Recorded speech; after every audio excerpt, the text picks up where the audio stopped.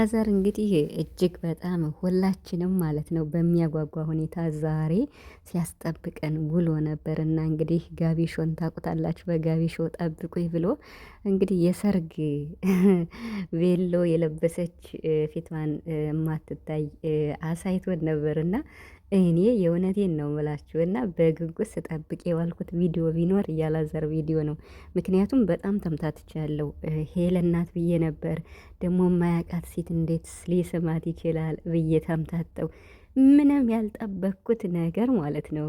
በስማ አላዛር ግን በቃ እንዲማጨለል ነው አይደለም የሚፈልገው ሁሉንም ሰው እና እናት ሆና ብትመጣ ምን ትላላችሁ? በጣም በጣም የሚገርም ቪዲዮ ነው የተሰራው ማለት ነው።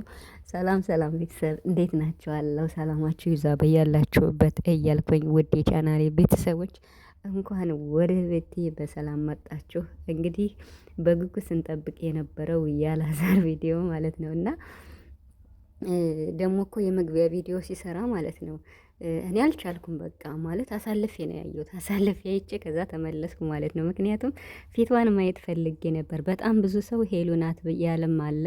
ሄሉ እንዳልሆነች ግን እኔ ገምቻለሁ። ምክንያቱም ሰላም ሳይወርድ በየትኛው ሁኔታ ሄለን ጋር አብረው ይመጣሉ ብላችሁ ታስባላችሁ? ግን ደግሞ በቃ እንዴት ነው ማለት ምን አይነት ቪዲዮ ማስታወቂያ እንደሆነ ቢገባኝም ደግሞ የልጅቷን ፊት ማየት ፈልጌ ነበር።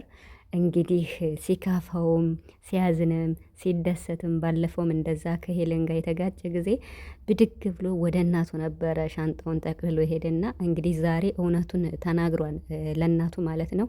እንግዲህ ስም ባይጠራም ማለት ነው ስለ ሄለንና በህይወቱ ስለተፈጠረው ነገር በግልጽ አማርኛ አስቀምጧል ማለት ነው። ሰምታችሁት ከሆነ እኔ በህይወቴ እንግዲህ ላይፍ ማለት ምን ማለት ነው፣ ትዳር ማለት ምን ማለት ነው ብሎ እናቱን ጠይቆ እናቱን በሚገባ መልሳለታለች። እና ስለዚህ እኔ በህይወቴ አፍቅሬ ነበረ፣ በስራ ምክንያትም ቢሆን አፍቅሬ ነበረ። ነገር ግን የኔ ማፍቀር የኔ መውደድ ስሜቱ ከኔ ብቻ ስለሆነ ያፈቀርኩት ሰው ደግሞ ለኔ ቦታ ምንም ስለሌለው ትርጉም የለውም። ስለዚህ የኔ ማፍቀር ምንም ትርጉም የለውም ብሎ አላዛር ግን ተስፋ የቆረጠ ይመስለኛል እውነት ለመናገር እና እናቱ ደግሞ የሚገርም ነው የሰጠችው መልስ ማለት ነው።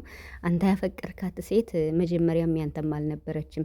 አንተ ስለወደድካት አንተ ስላፈቀርካት ያንተ ትሆናለች ማለት አይደለም። ስለዚህ እሷን ስላጣሃት ደግሞ በህይወትህ ሌላ ሰው አይመጣም ማለት አይደለም። ላንተ እንግዲህ ህግ ፈጣሪ የያዘልህ ያሰበልህ የተሻለም ነገር ይዞልህ ሊሆን ይችላልና በጉጉት ጠብቅ ብላለሽ ማለት ነው። አላዛርም የሰጠው መልስ አይታችኋል። ብቻ ዛሬ ይሄን ነገር ያወራው ስለ ሄሉ ነው በትክክል ማለት ነው። ያ ማለት ምንድነው? ሄሉን ይወዳታል ያፈቅራታል እኮ አላዛር ይወዳታል ያፈቅራታል። ከሄለን ጋር ያለውን ስሜት እኔ ማወቅ አልችልም ከሷ ጋር ያለውን ግን እንደ ፍቅረኛሞች ነው ሲሰሩ የነበረ እውነት ለመናገር ማለት ያው ለስራ ሊሆን ይችላል እንግዲህ መቼም ዩቲዩብ ላይ ጥንድ ሆናችሁ ካፕል ሆናችሁ ካልሰራችሁ ቪዲዮ አይታይምና በሄሉ ቤት ለስራ ሊሆን ይችላል አላቅም። ነገር ግን እንደ ፍቅረኛሞቹ ነው ሲሰሩ የቆዩ ማለት ነው። እንግዲህ ከመላመድ አንፃር ደግሞ አፍቅሬ ያለው ብሎ እንግዲህ እውነቱን ተናገረ። አፍቅሬ ነበረ ግን ማፍቀሬ ስህተት ነው። ምክንያቱም ለእኔ ተቀባይነት የለውም። እዛ የእኔ ስሜት ከሌላኛው ጎን ምንም አይነት የለም ብሎ በግልጽ አማርኛ ተናግሯል ማለት ነው።